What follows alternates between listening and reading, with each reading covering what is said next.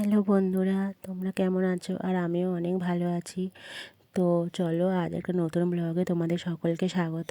তো আজ দেখছো আমি আমার ছেলেকে সলিড ট্রাই করবো। যেহেতু এখনও 6 মাস পূর্ণ হয়নি, ওর এখন 5 মাস 10-15 দিন হয়েছে।